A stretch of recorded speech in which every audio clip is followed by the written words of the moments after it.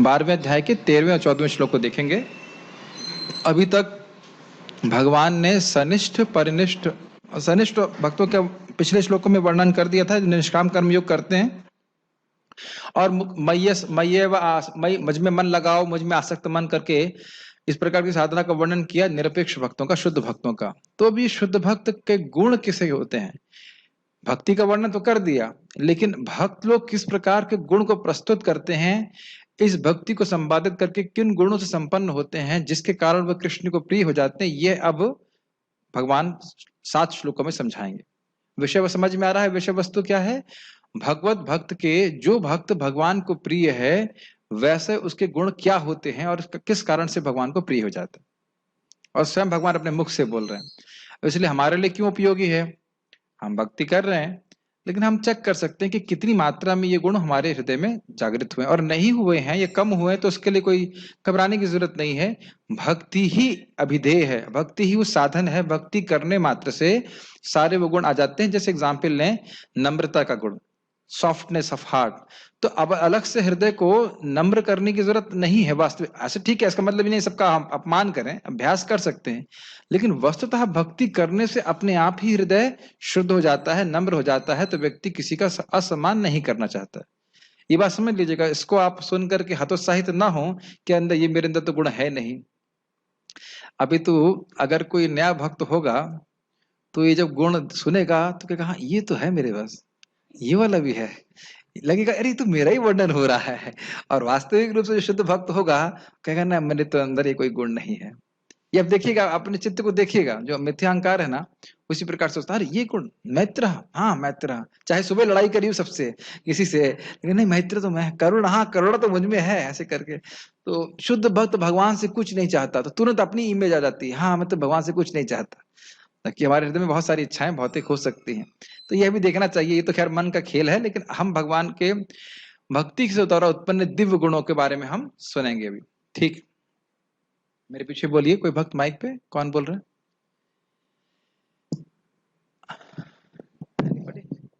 आप बोलोगे ना। अद्वेष्टा सर्वभूतानां, अद्वेष्टा सर्वभूतानां, मैत्रः करुण एव च, मैत्रः करुण एव च, निर्ममो निरहंकारः, निर्ममो निरहंकार, समदुःख सुख शमी,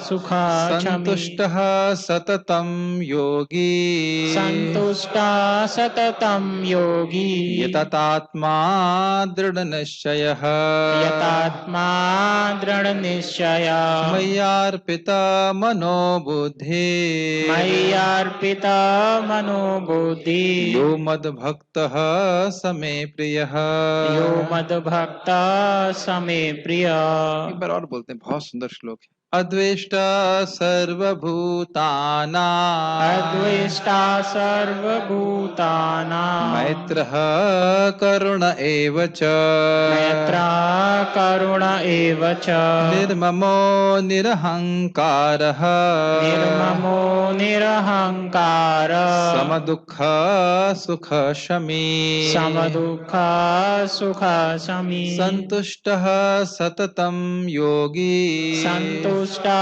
सततं योगी, यतात्मा दृढ़ निश्चयः, यतात्मा दृढ़ निश्चय, मय्यार्पिता मनोबुद्धि, मय्यार्पिता मनोबुद्धि, यो मद्भक्त समे प्रियः, यो मद्भक्त समे प्रिय। ये जितने भी गुण हैं ये बहुत दुर्लभ हैं। तो उसका मतलब ये है कि जो भक्ति कर रहे हैं उनमें भी सामान्य भक्तों में ये गुण देखे नहीं जाएंगे। तो आप किसी भक्त में गुण ना देखें तो इसका अर्थ यह नहीं अभी, तो इसका अर्थ यह नहीं है कि आप तुरंत ये तो ये गुण नहीं दिख रहा उसको, ऐसा नहीं। इन गुणों को मतलब मैच्योर होने में समय लगता है। हाँ, ये ध्यान देना कि जो कोई भी व्यक्ति भक्ति कर रहा है, ठीक से भक्ति कर रहा है, भक्ति करते करते एक दिन सभी गुण उसके हृदय में प्रकाशित हो जाएंगे। अगर वह शुद्ध भक्ति कर रहा है, शुद्ध भक्ति करते हैं भगवान के प्रेम प्राप्त करने के लिए भक्ति को ही साधन के रूप में स्वीकार कर रहा है। यही इस बात की थीम थी, बहुत शीघ्र भगवान की प्राप्ति कराने वाली है, सबसे शीघ्र भगवान की प्राप्ति कराने वाली है। और भगवान की भक्ति जैसे बढ़ती चली जाएगी, ये गुण अपने आप प्रकाशित होने लग जाएंगे। अब हम टीकाओं को देखते हैं आगे। ओके, ओ सॉरी, मैंने शब्द का अर्थ नहीं बताया। अद्वेष्टः सर्वभूतानाम, किसी भी जीव से वह द्वेष नहीं करता। द्वेष मतलब पसंद ना करना। मैत्र, उनसे मैत्री करता है, उनके प्रति करुणा करता है, उनके दुख को दूर करने का भाव से करुणा कहते हैं। मैत्री मतलब मित्रता करना। निर्ममः, यह मेरा नहीं है, ये भौतिक वस्तुएं मेरी नहीं है। मम मतलब मेरा, निर्मम मतलब नहीं है, तो ये भौतिक वस्तुएं मेरी नहीं है। तो क्या वह वस्तुओं का ध्यान नहीं रखता है? रखता है, ये समझते हुए कि ये कृष्ण की हैं और कृष्ण की सेवा के निमित्त हैं। निरहंकार मतलब वह ये समझता है कि वह शरीर नहीं है।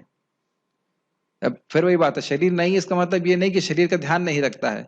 शरीर नहीं है लेकिन शरीर में है, और शरीर में जब तक है उसे शरीर के द्वारा भगवान की भक्ति करनी है, इस कारण से वो शरीर का ध्यान रखता है। Can you check the sound is okay? सम दुखा सुखा शमी, वह दुख सुख में सम रहता है। सम रहता है मतलब भगवान की भक्ति में लगा रहता है। अब ये नहीं है कि जब बिजनेस अच्छा चलेगा तभी भक्ति करेंगे, या सभी भक्त जब मुझसे प्रेम का बर्ताव करेंगे तब मैं भक्ति करूंगा, या मेरा शरीर जब बिल्कुल ठीक होगा तब मैं भक्ति करूंगा। इसका समझ पा रहे हैं? मनोवृत्ति क्या है? जो जिस भी स्थिति में भगवान रखे हैं, मुझे भक्ति करनी है, सम रहना। जैसे आप जानते हैं कि अर्जुन जब उनके बेटे अभिमन्यु मारे गए थे तो वो रोए थे कि नहीं रोए थे? रोए थे।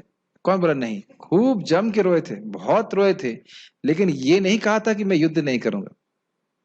तो इसका अर्थ ये नहीं है कि भक्तों को सुख दुख का अनुभव नहीं होता है, ये नहीं बोल रहे हैं भगवान।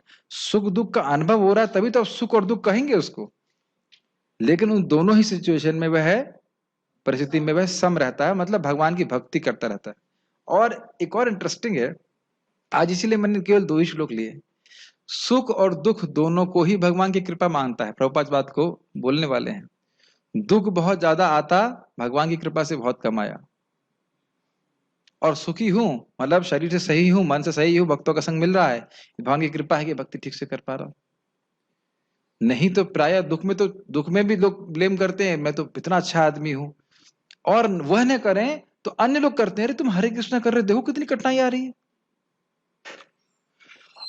और ये दुख की बात होगी। और सुख में क्या होता है, जब सुखी हो जाते हैं तो कहते हैं, सुखी मतलब भौतिक रूप से थोड़ा संपन्न हो जाते हैं तो सोचते हैं अरे भगवान का भजन करने की जरूरत तो भिखारियों को है, गरीबों को है, हम क्यों करें। तो इस प्रकार से भक्त दोनों स्थिति में सम कैसे रहता है, समझ में आ रहा है ना? दोनों ही स्थिति में भगवान की भक्ति करता है। शमी का अर्थ होता है वह सहन करता है दोनों बातों को, दुख से अभिभूत नहीं होता और सुख से भी अभिभूत नहीं होता। अभिभूत मतलब नहीं, अभिभूत का मतलब दब जाना, दबना। चलिए अब समझाता हूँ, समझ में आ जाएगा। हम लोग ग्रास कटिंग करते हैं तो कभी कभी जनरेटर चलाते हैं और हमारा जनरेटर छोटा है, ठीक है, तो जब उस पर लोड पड़ता है तो वो दब जाता है। अब समझ में आया? तो ऐसे चल रहा है, एक एक पुआल डाल रहे हैं तो काट रहा है, लेकिन जहां 2-3 पुआल डाल दी तो बस अब दब गया। देखिए ना, अब समझ में आ रहा है? तो थोड़ा बहुत कहीं कष्ट आ गया, किसी ने कुछ अपमान कर दिया, थोड़ा सा रोटी कम दे दी या कुछ हल्की फुर्सी, तब वो कैसे हम भक्ति करें, हमारा मन खराब हो गया, उसे झगड़ा कर दिया। ऐसे नहीं। तो भक्त लोग जो असली भक्त हैं वह सुख दुख में सम रहते हैं, दोनों ही परिस्थिति में भगवान की भक्ति करते हैं। समझ में आ रहा है? ये समझ में आ रहा है? ये बोलना मुझे डर लग रहा है क्योंकि भगवान मेरी ही परीक्षा ले लेंगे कल। ये हमेशा खतरनाक होता है, प्रचार करेंगे भगवान आपको ही परीक्षा में डालेंगे। बेटा बड़ा प्रचार कर रहे थे, जब नीचे उतरो तुम नीचे आ जाओ, जरा तुम आसन से नीचे आ जाओ, बी ग्राउंडेड। हर व्यक्ति को इस बात की परीक्षा देनी पड़ेगी।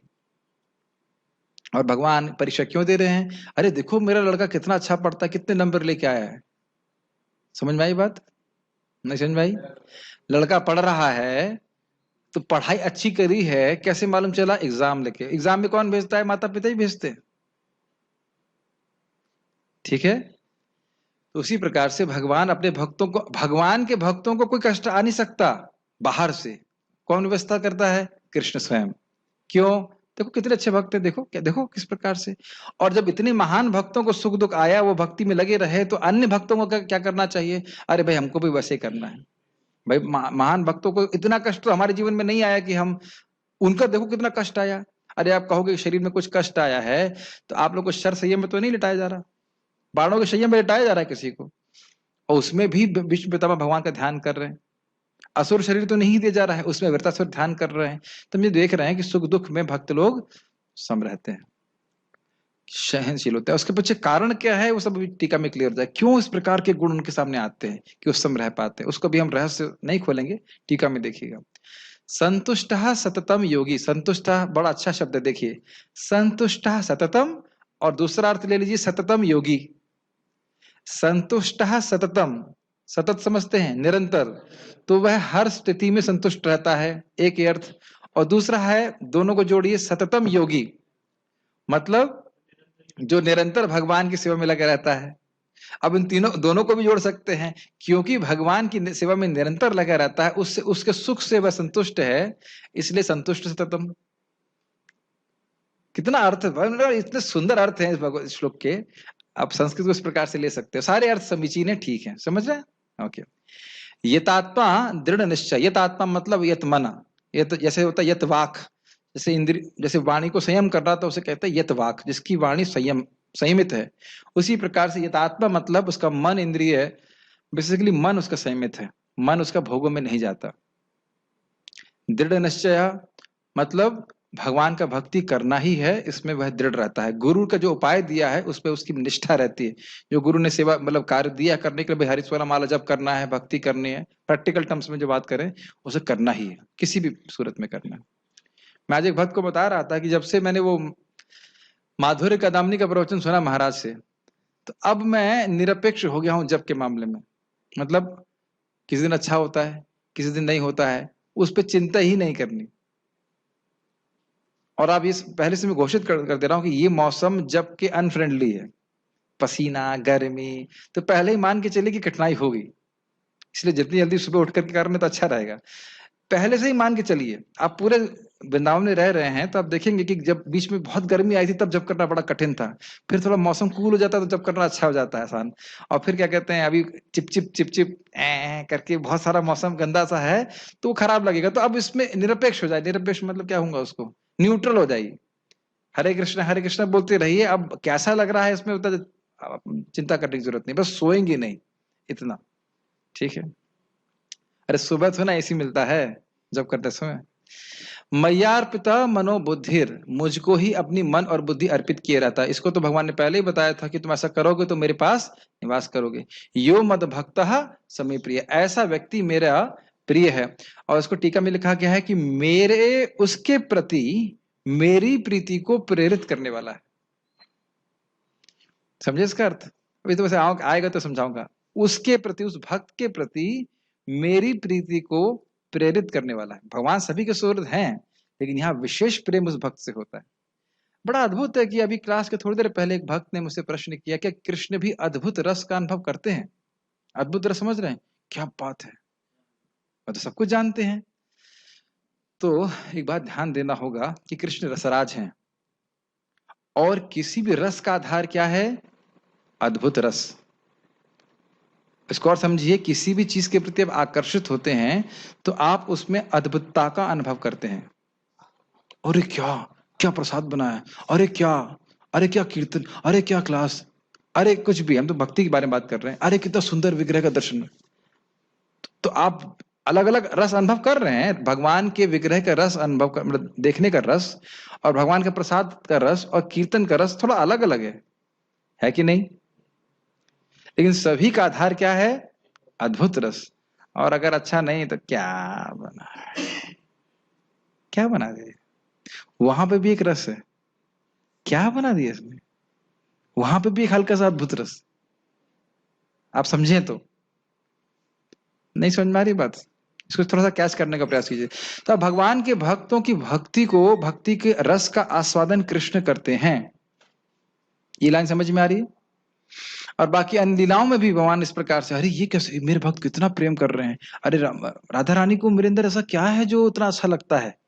तो अनलेस देर इज अद्भुतता, वो अद्भुत रस एक आधार है, तब तक कोई रस का अनुभव ही नहीं होगा। तो कृष्ण रसराज है, मतलब अद्भुत रस का अनुभव करते ही है। जैसे हरिदास ठाकुर जी से पूछते हैं कि नाम नाम की महिमा कैसी होगी, तो हरिदास ठाकुर जी बताते जा रहे हैं, फिर महाप्रभु कहते हैं ये सब मेरी गुह्य लीला, ऐसे कैसे मालूम चल गई? So he still experiencing. Haridas Thakur ji के प्रति भी कह रहे हैं कि कैसे मालूम चल गया उसको, जो कि खुद ही हृदय में प्रकाशित किए हैं। ऐसे ही रूप गोस्वामी जी भी।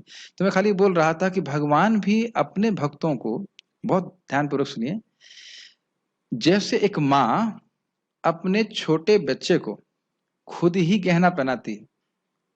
दो माताएं तो यहाँ पे हैं, अपने बच्चों को, एक तो हमारी मई माता जी है लेकिन वैसे भी बच्चे को गहना माँ ही पहनाती कि नहीं? कंछेदन करती है ना, क्या क्या कुछ करती हैं, फिर क्या बोलती हैं, मेरा बच्चा कितना प्यारा लग रहा है। क्यों माता जी? बोली हैं कि नहीं बोली हैं? बोलते हैं। बाहर के कोई नहीं पहनाता, खुद ही माँ पहनाती, माँ या पिताजी पहनाते हैं। तो इसीलिए कृष्ण की जब भक्ति करते हैं तो कृष्ण स्वयं ही भक्त को सारी गुण अपने आप देने लगते हैं। इसीलिए बोला जाता है कृष्णैक शरणम, जो कृष्ण की शुद्ध भक्ति कर रहा है, यह जो भक्त का गुण है ये अंगी है, और जितने अन्य आप ये गुण देख रहे हो वो अंग हैं। क्या ये बातें समझ में आ रही है? जैसे कृष्ण होता ना अवतारी, उनसे सारे अवतार निकलते हैं, विस्तारित होते हैं, ऐसे ही कृष्ण एक शरणम, जिसकी कृष्ण ही एकमात्र शरण है और भक्ति ही एकमात्र शरण है, वह अभी आप आखिरी श्लोक में देखना 20 में, वह अगर इस बात को पकड़ लिया उसने तो बाकी सारे गुण अपने आप प्रकट हो जाएंगे। ये 13वें अध्याय में भी हम सीखेंगे। अव्यभिचारिणी भक्ति, ये पकड़ लिया, बाकी सारे गुण अपने आप आ जाएंगे। मैं रिपीट कर रहा हूं इन बातों को क्योंकि प्रश्न जरूर आएगा कि ये गुण हम कैसे अपने जीवन में प्रकट करें, है कि नहीं, जिससे हम भगवान को प्रिय हैं। कैसे प्रकट करेंगे? भक्ति का अभ्यास करके। ठीक है, अलग से आप नहीं कर सकते। अलग से थोड़ा प्रयास करेंगे, किसी से द्वेष ना करूं, लेकिन जरा सा कुछ हमारे कोई, जो हम लोग कल 5 कोश की बात कर रहे थे, उसको डिस्टर्ब करे, अन्नमय कोश या प्राणमय कोश या मनोमय कोश को, तो बस फिर हम लोग तुरंत उससे द्वेष करने लग जाते हैं। जो किसी से द्वेष नहीं करता ना, एक एक लाइन पे कितना बोल सकते हैं हम, द्वेष क्यों करते हैं, कोई बता सकते हैं किसी से? वेरी नाइस समुद्र प्रभु, वेरी नाइस। जब हमारी इंद्रिय तृप्ति पे कोई बाधा डालता है और कोई कारण नहीं, ये भाई हमको पसंद नहीं, क्यों पसंद नहीं है? ये आदमी कुक अच्छा नहीं, क्यों? दाल में नमक कम डाला। एग्जाम्पल दे रहा हूँ। कीर्तन अच्छा नहीं कर रहा, ये मैं तो भक्ति एग्जाम्पल दे रहा हूँ, क्या वो ट्यून अच्छी नहीं लग रहा? ऐसे आप देख सकते हैं, कोई भी व्यक्ति मेरे इच्छा के अनुसार नहीं चल रहा है, बस द्वेष चालू कर देता हूं। देख रहे हैं अपने जीवन में कि नहीं देख रहे हैं? ठीक। लेकिन सभी जीवों का दयालु मित्र है, जो अपने को स्वामी नहीं मानता और मिथ्यांकार से मुक्त है। इन सब की व्याख्या मैं कर चुका हूं, तो उसको टीका में और डिटेल में करेंगे। जो सुख दुख में संभाव रहता है, सहिष्णु है, सदैव आत्मतुष्ट रहता है, आत्मसंयमी है, तथा जो निश्चय के साथ मुझ में मन तथा बुद्धि को स्थिर करके भक्ति में लगा रहता है, ऐसा भक्त मुझे अत्यंत प्रिय है। गीता भूषण टीका। एकांत भक्तों यथा परिनिष्ठ भक्तों और निरपेक्ष भक्तों, वह जो एकांती नहीं है अर्थात सनिष्ठ भक्तों की साधना के अंतर का वर्णन करके भगवान उन गुणों का वर्णन 7 श्लोकों में कर रहे हैं जो इन सभी भक्तों के समान है। ये लिंक है, थोड़ा समझ लेना चाहिए। एकांत मतलब जिनका एक लक्ष्य है, एक अंत, समझते हैं? तो यानी कि अब तो समझ में आ रहा है उसका अर्थ क्या है। लक्ष्य क्या है? कृष्ण के चरणों की प्राप्ति, कृष्ण की भक्ति की प्राप्ति, ये एक अंत है और कोई अंत नहीं। क्योंकि दो अंत बता रहे हो आप? नहीं, वो एक ही बात है। कृष्ण की भक्ति प्राप्त करना और कृष्ण के चरण कमलों की प्राप्ति करना, वो एक ही बात। ये कृष्ण प्रेम प्राप्त हो जाएगा तो आप कृष्ण दूर नहीं है। अच्छा, एक थोड़ा आज बीच में रिफ्लेक्शन कर रहा था, यहाँ पृथ्वी कहाँ है इस रूम में? इस रूम में पृथ्वी तत्व कहाँ है? हाँ बताइए, कहाँ पृथ्वी तत्व? मुझे तो कहीं नहीं दिखाई पड़ रहा है। आंखें बंद ही है और आंखें बंद की भी हुई है ये भी बात है। समझ में आई बात? मैं आज सोच रहा था कितना आश्चर्य है कि भगवान की शक्ति मेरे सब तरफ है। मैं बैठा उसी पे हूं, मेरा शरीर उससे बना हुआ है, पानी पी रहा हूं, सब कुछ है, फिर भी मैं उस कृष्ण का स्मरण नहीं कर पा रहा हूं। हमारे माता जी प्रभु जी रामस्वरूप प्रभु आ जाते हैं, प्राय पहले आ जाते हैं, तो अब उनकी चप्पल रिकॉग्नाइज करने लग गया हूँ कि प्रभु जी माता जी आ गए, चप्पल देख हाँ आ गए, आज नहीं आए, अच्छा नहीं आए। देखते हैं कि नहीं देखते हैं? तो एक चप्पल देख के भक्त का स्मरण हो जाता है, और पूरा जगत देख रहे हैं जो सब कुछ भगवान का है, और भगवान का स्मरण नहीं हो रहा है। अभी तो हम देख रहे हैं, उसको देख रहे हैं कि हमारे भोग के लिए, कितने आश्चर्य की बात है ना, एक भी वस्तु हमारी नहीं है, ना शरीर हमारा है। अब इसीलिए भगवत गीता सुनना जरूरी है कि भूमि रापो नलो वायु खम मनो बुद्धि रेवच का जो महाराज समझा रहे थे, हमारे सारे कोश भी भगवान ही हैं। तो आप भगवान से बच के जाओगे कहां? किधर देखो? इधर पृथ्वी नहीं देखूंगा, उधर पृथ्वी नहीं देखा, तू खड़े तो है भाई वहां पे, बैठे तो वहीं पे हो, कहां जाओगे तुम? कृष्ण से संपर्क तुम्हारा टूटे जो। तो मैं खाली ये बोल रहा था कि जब भगवत प्रेम प्राप्त हो जाता है तो समझ जाते हैं कि कृष्ण तो प्राप्य नहीं है, प्राप्त हैं। आंखें बंद हैं तो पृथ्वी नहीं दिख रही है, आंखें खोल ली, अरे पृथ्वी तो, मैं पृथ्वी पे ही तो बैठा हूं मैं, बल्कि पृथ्वी के मेरा शरीर बना हुआ है। Does it make sense? तो इसलिए गोल क्या है? एक कृष्ण प्रेम, कृष्ण प्रेम प्राप्त, कृष्ण प्राप्त। Make sense? और इसको साधन क्या लेते हैं? साधन भी एकांत, मतलब एकांती है उनका। साधन क्या है? भगवान की भक्ति, और कुछ नहीं करते, ना हम कुछ कर सकते हैं ना करना चाहते। क्लियर? जैसे उदाहरण दिया जाता है लिफ्ट वाला, लिफ्ट में बैठे हैं तो एक ही स्पॉट पे पहुंचना चाहते हैं, मल्टीपल मल्टीपल स्पॉट नहीं है। लिफ्ट पकड़े हैं, सीढ़ी से नहीं चढ़ेंगे, और एक स्पॉट है बस, वहां पहुंचना, टॉप फ्लोर पे। ठीक? और ये भी ध्यान रखिएगा, टॉप फ्लोर से में पहुंचने से पहले बहुत सारे बहुत सारे क्या कह सकते हैं, फ्लोर्स आएंगे, उस पर कूदना नहीं है। समझ रहे ना? भौतिक आपको उपलब्धियां प्राप्त होंगी, ये सब बहुत सारी चीजें अपने आप होने लगती हैं। जैसे चित्रकेतु महाराज अपने आप गंधर्वों के राजा बन गए थे, वो गौण फल आएंगे उनके प्रति आकर्षित ना होकर के, उनको देखते हुए कि ये आ रहे हैं, ये फ्लोर्स आ रही हैं, और व्यक्ति ऊपर प्रगति करता चला जाए, ऊपर लक्ष्य रखे, भगवान की प्राप्ति, गोलों की प्राप्ति करने।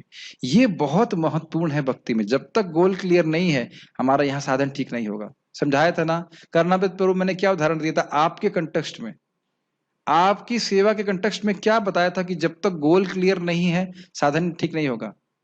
याद आ रहा है कुछ? आपको हर दिन जो आप कुकिंग करते हैं तो आपके हृदय में गोल रहता है क्लियर कि मुझे ये टेस्ट प्राप्त करवाना है भगवान की सेवा में, तभी आप ठीक प्रकार साधन कर सकते हो। मुझे इतना ये चीज नहीं पकानी है, इतना नहीं करना, समझ रहे हैं? और अगर नहीं है, जैसे कि हमारे वर्कर्स करते हैं, गोल नहीं अच्छा बनाना तो सभी में सांभर मसाला डाल दो, कुछ भी डाल दो, कोई टेस्ट नहीं आता। Goal has to be clear even if you are away from the goal. समझ रहे हैं मेरी बात? तो इसलिए ये एकांत मैं इसलिए वर्णन कर रहा हूं कि हो सकता है कुछ भक्तों को नहीं पता हो। अब इसमें भी दो भाग हो गए, परिनिष्ठ और निरपेक्ष। परिनिष्ठ के बता समझ में आता है, परिनिष्ठ भक्त शुद्ध भक्ति करते हैं, साधन की शुद्ध भक्ति है, लेकिन वर्णाश्रम का पालन अन्य लोगों को शिक्षा देने के लिए करते हैं। और निरपेक्ष भक्त वर्णाश्रम से कोई मतलब नहीं रखते, भक्ति ही करते हैं। सनिष्ठ कौन होते हैं? जो वर्णाश्रम का पालन करते हैं, उन कर्मों को भगवान को समर्पित करते हैं, कर्म योग करते हैं, फिर ज्ञान योग करते हैं, अष्टांग योग, और फिर भक्ति योग। मैं इसलिए समझा दे रहा हूँ ताकि रिवाइज हो जाए और थोड़ा सा दिमाग में घुस जाए। कहेंगे प्रभु जी क्या एक ही बात बताते रहते हो, नया कुछ नया बताओ, कुछ चौथा भक्ति भी तो बताओ। लेकिन दिस इज सफिशिएंट। पढ़ते हैं आगे। अब इनकी साधनाओं का अंतर का वर्णन तो समझ में आ ही गया था। 3 श्लोकों में भगवान ने शुद्ध भक्तों का वर्णन किया, और 2 श्लोक में सनिष्ठों का वर्णन किया। ठीक है? उनकी साधना का कि क्या कर सकते हैं वो। अब उनके गुणों का वर्णन कर रहे हैं। ध्यान देंगे कि ये सभी भक्त हैं भगवान के, लेकिन उनमें तारतम्यता है। तो ये गुण जो हैं वो सभी में आएंगे, लेकिन there is degree to the degree, जो डिग्री मैनिफेस्ट, जो इन गुणों का जो प्रकटीकरण है उसमें तारतम्यता होगी। जैसे नींबू का जूस, अब उसमें कितना मिठास करनी है, वह उसकी चीनी कितनी घोली है आपने, उसके अनुसार होगी। खाने के एग्जाम्पल समझ में आए थे ना सर? इसी को तारतम्यता कहते हैं। है नींबू ही जूस, लेकिन उसमें थोड़ा कम जूस बनाते हैं ना, कम मीठा, ज्यादा मीठा और मीठा। इसी प्रकार से ये जो गुण हैं वो सभी में आएंगे, लेकिन कितनी डिग्री में आएंगे उस पर डिपेंड करता है कि वो कौन सी साधना कर रहे हैं। निरपेक्ष हैं तो सबसे अधिक, मतलब भक्ति में ही लगा और दुनिया में कुछ नहीं कर रहा। परिनिष्ठ हैं तो थोड़ा कम, और सनिष्ठ हैं तो और कम, लेकिन गुण सभी में आएंगे। यस, गुण नहीं, गुण। खाने की एग्जाम्पल देते सब लोग खाली खाने के बारे में सोच रहे हैं। अब हम एक एक गुण को देखते हैं। अद्वेष्टः सर्वभूतानाम, एक भक्त किसी भी जीव के प्रति द्वेष से रहित रहता है, यद्यपि वे उसके प्रति द्रोह करते हैं। देखिए बहुत अद्भुत बात है। वह उसकी बात ना माने तो उनसे द्वेष ना करना, ये तो बहुत हल्का हुआ। ये तो इजी हो गया। इजी मतलब वह भी कठिन होता है हमारे लिए कि नहीं मानना, चलो उसमें भी डिटैच हो गया, चलो नहीं मानना कोई बात नहीं। लेकिन अगर उसके प्रति द्रोह करें, और मैं आज यहाँ पे थोड़ा इंटरेक्टिव क्लास करूंगा, आप लोगों से पूछूंगा कोई भक्त आपको याद है इस प्रकार के गुणों को प्रकाशित करते हुए, उससे द्रोह भी कर रहे हैं तो भी उसके प्रति द्रोह नहीं करता। क्यों? तो क्या समझते हुए कि यह उसके अपने प्रारब्ध कर्मानुसार भगवान के द्वारा व्यवस्थित हुआ है। समझ में आई बात? मतलब हाँ, जैसे अभी हमारे प्रभु प्रसाद हम बहुत अच्छा बना रहे हैं, कुछ तो ने बनाया था अभी, कुछ तो बहुत अच्छी चीज बनाई थी, तो मैं इसका आस्वादन कर रहा था। कैसे कर रहा था? दांत चबा रहे थे उस वस्तु को और जीभ टेस्ट कर रही थी, बड़ा अच्छा लग रहा था। लेकिन वही चबाते चबाते जीभ मेरे दांत के बीच में आ गए। अब किसको ब्लेम करूं? करना मेरे प्रभु को? क्या करा तुमने, कैसे बनाया, मेरी जीभ मेरे जो है दांत के बीच में आ गई। चुप हो जाते हैं। आप ऐसा भी नहीं कि दांतों को तोड़ के बाहर निकाल देंगे, जीभ उखाड़ देंगे। समझ रहे ना मेरी बात? अच्छा प्रसाद खाने को मिला हो तो भगवान की कृपा से मिला, दांत के बीच में जीभ आ गई हुआ है, सहन करना है। हम लोग तो खैर सहन करते हैं, लेकिन यहाँ पे भक्त क्या कह रहा है कि अब बहुत गंभीरता से सुनिए, कोई भी जीव इंडिपेंडेंट नहीं है, भगवान उसको प्रेरित करते हैं कार्य करने के लिए। बहुत अच्छा कंसेप्ट है। आज एक भक्त बोले, प्रभु जी आपने मुझे सुबह उठाया नहीं, मैं कल रात में प्रीचिंग करते करते लेट हो गया, 4 बजे उठा, और प्रायः मैं रोज उठता हूं और रोज उनको उठाता हूं। तो आज मैं ऐसे आगे निकल रहा, तुमने कहा लाइट जल रही, उन्होंने कहा उठ ही गए होंगे, और मैं चला गया स्नान करने के लिए, फिर लौट के 4:30 बज रहे थे, उनका मंगल आरती लेट हो गया। तो मैंने कहा आप मेरे प्रति क्रोधित मत होइए, मुझे आज भगवान ने प्रेरित ही नहीं किया, कि मुझे बुद्धि ही नहीं दी कि मैं आपको उठाऊं। जैसे मैं कुछ दिन पहले बोल रहा था कि भक्त मुझे झगड़ा कर रहे थे, बाद में वह भक्त दूसरे भक्त को बोल रहे थे, अचानक में एकदम से क्रोध आ गया, मैं कंट्रोल नहीं कर पाया, फिर मैं आकर उनसे फिर दोस्ती कर ली। मैं पहले से सोच रहा था कि मुझे अच्छा नहीं लगता कोई भक्त मुझसे मेरे से क्रोधित हो, क्योंकि ही सफर्स, मेरे को नहीं दुख होता है, उसको दुख होगा, फालतू में झगड़ा कर रहा है। ठीक है, समझ रहे हैं? अब देख रहे ना, आपको देखा चेहरा घुमा के चला जाएगा तो बेचारे को वही जलेगा, तो ही विल सफर। इसलिए बेहतर है कि मैं दोस्ती कर लेनी चाहिए। ठीक, तो हम बात क्या कर रहे थे कि समझ में आया कि कोई भी व्यक्ति आपके प्रति खराब बर्ताव कर रहा है तो वह हमारे कर्म के अनुसार भी है। अब इसमें बहुत सारी बातें उलझती चली जाएंगी। तो प्रभु जी कोई हमको मारने आ रहा है तो हमें क्या उसका प्रतिकार नहीं करना चाहिए? करना चाहिए, लेकिन द्वेष नहीं करना चाहिए, ये चीज है। व्यवहार आपका क्या, कोई आपको मान लो चक्कू मारने आया तो ठीक है, अब मेरा कर्म है मारना, ऐसा नहीं होता है। लेकिन ये ध्यान देना चाहिए कि वह इसलिए करने आया कि मैंने कुछ गड़बड़ किया, अदरवाइज हो ही नहीं सकता। समझ रहे? एक मैं एग्जांपल दे रहा हूं, एक एस्ट्रोलॉजर था हमारे, एक डिवोटी को बोला कि तुम चाहे गृहस्थ आश्रम में जाओ चाहे तुम ब्रह्मचारी में जाओ, तुम्हें कोई प्रॉब्लम नहीं होगी। समझ रहे हैं? मतलब उसका भौतिक जीवन पर ऐसा अच्छा कर्म किए हैं कि कोई कठिनाई, कोई स्ट्रगल कुछ नहीं होगा, पहले से ही है। और कुछ लोग देखिए कि नहीं चाहते हैं फिर भी परेशानी आती है, बहुतों के जीवन में चाहते हैं, एक के बाद एक बीमारी लगी रहती है, परेशानी लगी रहती है। तो क्या कारण है? क्या कारण है? पहले का किया क्या कर्म है। ठीक है, तो ये सब भगवान के द्वारा व्यवस्थित हुआ है। तो कहता है इसमें किसी का दोष नहीं। बहुत इस पे तो इतना कुछ बोल सकते हैं, पूरा चैप्टर इसी के ऊपर है श्रीमद् भागवतम में। अवंती ब्राह्मण, वो बहुत लंबी कथा है, लेकिन वो एक बात बोलते हैं, उनको बहुत अपमान करते थे लोग। जो खाना खा रहे थे तो खाना खाने में वो मूत्र लग कर देते थे लोग, ये स्थिति थी। बैठे भजन कर रहे हैं तो पीछे मतलब अपान वायु उसके ऊपर छोड़ देते थे, ऐसे बहुत अपमान करते थे कि वो ब्राह्मण थे, सन्यास लिए थे, क्या फालतू सन्यासी आ गया ऐसे करके बोलते थे।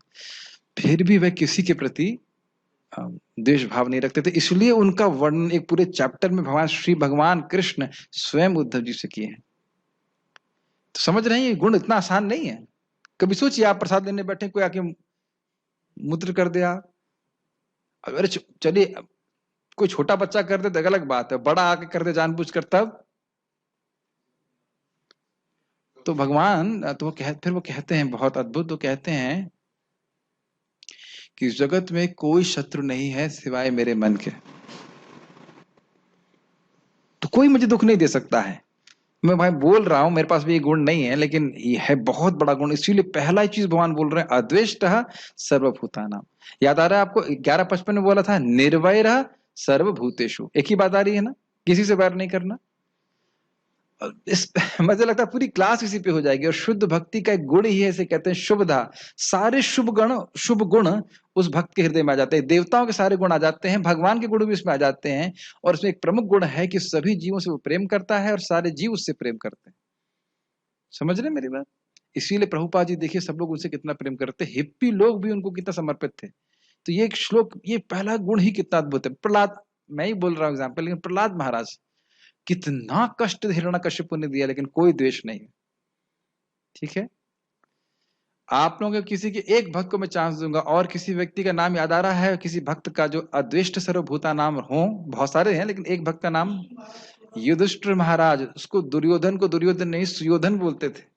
और अम्बरीश महाराज, दुर्वासा जी जान मारने के लिए गए, और 1 साल तक जब तक दुर्वासा मुनि भाग रहे थे तो वह यही सोचते रहे, खाए भी नहीं, केवल जल पी के रहे थे। मैं समझता हूँ पूरे साल बीत गया और वही ये सोच रहे थे कि मुझसे अपराध हुआ है।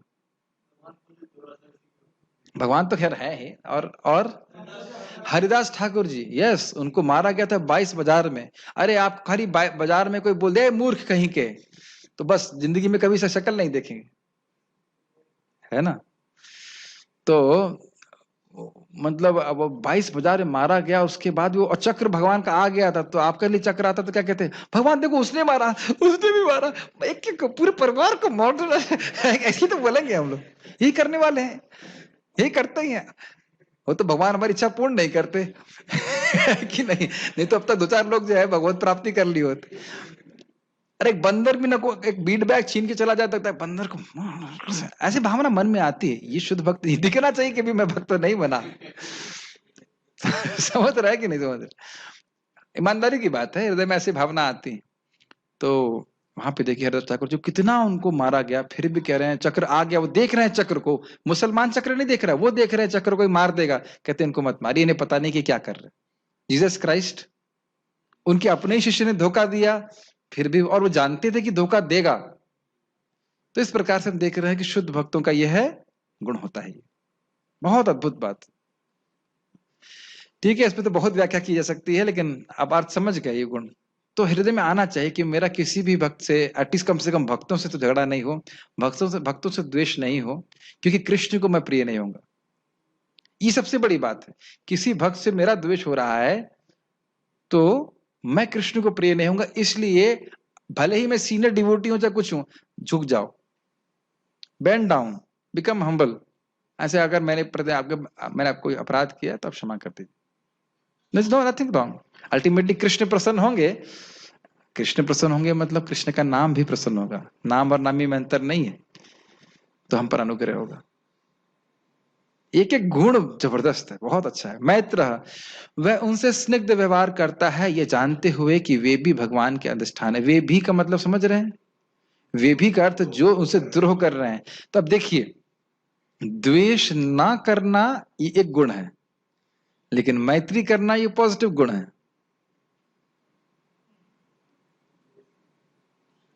Yes no? इन गुणों का अप्रिशिएट करने का प्रयास कीजिए। भाई मुझसे कोई द्रोह कर रहा है तो मैं उसे द्रोह नहीं कर रहा हूं, ये एक अलग बात है, लेकिन फिर भी मैत्री कर रहा हूं, ये और पॉजिटिव पॉइंट। करुणा, वह उन पर करुणा करता है और जो दुख में उन पर, मतलब वही वही चल लेते रहिए। देखिए द्रोह वाले पॉइंट को ले लीजिए, तो सेवा करने वालों पर क्या होगा तो सोच भूल ही जाइए आप। जो द्रोह कर रहे हैं उन पे करुणा कर रहा है, तो जो सेवा कर रहे हैं उन पे कितना कृपा करेगा आप उसको कैलकुलेट नहीं कर सकते। मुझे आज ही याद आ रहा था कि प्रभुपाद जी अमेरिका में थे, बाथरूम यूज करते थे। तो प्रभुपाद जी, मैं समझता नहीं कि वो टॉयलेट पेपर यूज करते होंगे, हमने तो जीवन में कभी नहीं किया, ना करना चाहते। तो एक हिप्पी था, प्रभुपाद लेक्चर दे रहे हैं, जानते हैं आप, लेक्चर दे रहे थे। और वो आया, शायद ड्रग्स लिया हुआ था, लेकिन वो एक टॉयलेट पेपर लेके आया और व्यक्ति उसे रोक रहे थे। वो कहते नहीं, प्रभुपाद कहते no no, let him do some service, he wants to render service. मैं बात में वो घूम रही थी बात मेरे कि he wants to render service, वह सेवा करना चाहता है। आज इस पॉइंट को पकड़ लीजिए कि आपके मन में घूमता रहना चाहिए प्रभुपाद की बात कि वह सेवा करना चाहता है। केवल प्रभुपाद ये देख रहे हैं, वो ये नहीं देख रहे हैं कि ड्रग्स लिया है, वो ये नहीं देख रहे हैं कि क्या स्थिति में है, गंदा है, साफ है, केवल ये देख रहे हैं कि वो सेवा करना चाहता है। और इसी प्रभुपाद जी के रिप्रेजेंटेटिव होने के नाते अगर हम चाहते हैं कि हम उनके प्रतिनिधि हों, तो हमारी में ही वृत्ति होनी चाहिए, मनोवृत्ति होनी चाहिए कि ये भक्त या कोई व्यक्ति सेवा करना चाहता है। कृष्ण भी ऐसे ही देखते हैं, सेवा करना चाहता है। क्या सेवा करना चाहता है वो अलग बात है, सेवा करना चाहता है। बहुत गंभीरता, एकदम मेरे मन में घूम रहा था ये बात। ठीक है, तो वह उन पर करुणा करता है और जो दुख में है, और उनके लिए उसे खेद होता है, क्योंकि वह यह सोचता है कि किसी को भी किसी भी कारण से दुख भोगना ना पड़े। क्या है वो? ना दुखम भाग भवेत, क्या है? सर्वे भवन्तु सुखिनः, सर्वे सन्तु निरामयः, सर्वे भद्राणि पश्यन्तु, माँ कश्चिन दुख भाग भवेत। कितना सुंदर बात। कभी आप देख लीजिए, बहुत अच्छी बात एक भक्त बता रहे थे कि अगर हम किसी को दुख देना चाहते हैं तो वो कैसा है? आपके हाथ में एक अंगार पकड़ लीजिए। अंगार समझते हैं? जलता हुआ कोयला। वह वेट कर रहे हैं कब सामने घर के बाहर निकले, देख निशाना लेके मुंह पे मारूंगा उसके। अब मान लो उस दिन उसने सोच लिया कि घर के बाहर ही नहीं निकलना, तब किसका हाथ जल रहा है? और अगर आप ये सोच रहे हैं कि बाहर आएगा, इसको बढ़िया प्रसाद खिलाऊंगा, फिर पहले आए या बाद में आए, लेकिन हृदय में तो सुख है ना। आप कभी सोचिए, हृदय में अच्छा है, अरे इस गीता का प्रचार पूरी दुनिया में करूंगा, करो या ना करो, लेकिन हृदय कितना हल्का हो जाता है। क्या अनुभव कर रहे हैं? यानी इन गुणों से हम भी सुखी होंगे। Make sense? राजेश्वर नाम है आपका? समझ पा रहे हैं? हिंदी समझते हैं? समझ रहे हैं? लोगों जो आप दूसरों को देंगे वही घूम के आएगा। तो कहते हैं किसी भी, और एक और बात रह गया, मैत्रा में था कि उस भगवान का अधिष्ठान है, सभी के हृदय में भगवान है, सभी का शरीर भगवान का मंदिर है। एक एक बात बड़ी लोडेड, बड़ी गंभीर है। अपराध तब तक होते रहेंगे जब तक असम्मान की भावना है। मैं फिर से रिपीट करूंगा, ये चक्रवर्ती पास बात को बोलते हैं, असम्मान तब तक होते रहेंगे जब तक, अपराध तब तक होते रहेंगे जब तक असम्मान की भावना।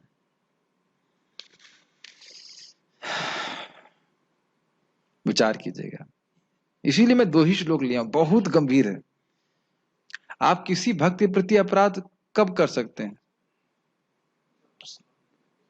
जब लगे ये तो क्या है ना, इसके प्रति अपराध करने से, कुछ खराब बोलने से मुझे कुछ नहीं होगा, ये तो ऐसा ही है, तभी करेंगे ना अपराध। समझ में आया? इसीलिए भक्त लोग प्रार्थना करते हैं गुरुदेव से कि सकल सम्मान कोरेते शकति, देहो नाथ जथा जथा, तबे तो गाई वो हरि नाम सुखे, अपराध हबे हता। ये है हमारा नाम का सेमिनार, स्टार्ट से लेकर एंड तक। और कोई सेमिनार की जरूरत नहीं है। सभी जीवों को यथा योग्य सम्मान जब देने की शक्ति आप मुझे प्रदान करेंगे, तब मेरे नाम के प्रति अपराध नष्ट होंगे और नाम का सुख मुझे प्राप्त होगा। क्या ये बात आप लोगों को समझ में आ रही है? मैं फिर से रिपीट कर रहा हूं, सभी चराचर सभी जीवों को सम्मान करने की शक्ति, is not an easy thing. जो आपके प्रति द्रोह कर रहे हैं उनके प्रति भी सम्मान की, इसीलिए बोल रहे हैं शक्ति दीजिए मुझे। आप डिवोटी हो, नॉन डिवोटी, सभी के हृदय में भगवान है। भगवान तो कहते हैं गधे को देखे प्रणाम करो, प्रणाम करो। ये तो टू मच हो गया भगवान। भगवान थोड़ा सोच के बोलिए। गधे को कैसे प्रणाम कर सकते हैं? बट गधे को नहीं, गधे के अंदर भगवान को प्रणाम कर रहे हैं, बहुत मुश्किल है भाई। सुपर सोल को भी रेस्पेक्ट देना। समझ रहे हैं मेरी बात? देखिए, कम से कम कान से गुण स्पर्श होने चाहिए, तो हमें लगेगा कि हमेशा हमें दिखेगा कि हम हाँ किस प्रकार से हम सम्मान नहीं कर रहे हैं, उस गुण से हम कितना डिफ्लेक्ट होके चल रहे हैं। ठीक है, तो हम ये समझ रहे हैं। और उसका लिंक क्या है कि हम स्वयं भक्ति में बड़े सुखी हो जाएंगे। अपराध नष्ट, भक्ति में तीव्र प्रगति। इसका प्रैक्टिकल है कि बोलने से पहले सोचें कि कहीं उस व्यक्ति पे को दुख तो नहीं होगा। ऐसे महाराज बड़े विनोद में बोलते हैं, मान लो किसी व्यक्ति ने मेरी निंदा करी आपसे, अब उस निंदा को अगर आप मुझे बताएंगे तो मुझे दुख होगा कि नहीं? तो फिर क्यों बताते हैं? आपको पता भाई साहब आपके बारे में क्या बोल रहा था? अरे नहीं बताते हैं तो सुखी होता वो। तब आदमी सोच नहीं पा रहा है कि करुणा का मतलब क्या है। दुखी दुखी कर रहा है उसको व्यक्ति। और अगर कोई व्यक्ति गलत कर रहा है, अपने प्रति गलत कर रहा है, उसको ठीक ना बताना, यह भी करुणा नहीं है। ऑब्वियसली आपका संबंध होना चाहिए, मैं इस पर और ज्यादा नहीं जा रहा, लेकिन मेन बात यह है कि जीवों को दुख को देख करके वह दुखी होता है। और यह क्यों होता है? क्योंकि उसका हृदय कोमल हुआ है। हृदय कोमल क्यों हुआ है? भगवान की भक्ति करके। आप लोगों के सभी के हृदय में कुछ तो करुणा आ रही होगी, नहीं कुछ भी नहीं आ रही? अरे मरने दो सबको ऐसे नहीं, वैष्णव हो रहे हैं, भक्ति हो रही है तो आएगा ही। और ध्यान देना चाहिए, एक एक चीज पे आप विचार कीजिए। अगर आप किसी का दुख वाकई दूर करना चाहते हैं तो इसका अर्थ यह नहीं है कि आप बड़े सुखपूर्वक उसका दुख, हमेशा सुखपूर्वक ही उसका दुख दूर कर पाएंगे, ऐसा नहीं होता है। मेरी बातें समझते हो आप? आप किसी का दुख निवृत्त करना चाहते हैं, डॉक्टर साहब सामने ही बैठे हुए हैं, तो डॉक्टर साहब आप जब वाकई किसी पेशेंट को ठीक करना चाहते हैं तो क्या हमेशा आराम से ठीक हो जाता है, या कभी कभी आपको कुछ कष्ट उठा के भी मेहनत करनी पड़ती है? नहीं नहीं, आप लोग मेरा प्रश्न नहीं समझ पा रहे हैं। मैं ये नहीं कह रहा हूं कि डॉक्टर साहब को उसको कष्ट देना पड़ता है कि इंजेक्शन लगा या बीमारी दी या कड़वी दवा दी, ये नहीं बोल रहा हूं। स्वयं प्रभु जी को भी किसी किसी परिस्थिति में कष्ट उठा करके उसकी मदद करनी पड़ती। कभी कभी रात में ड्यूटी लगती होगी, अगर उस व्यक्ति को बचाना है, अगर वाकई आपका भाव है कि मुझे बचाना है, आप जानते हो इस बात को ना, होता है कि नहीं होता है?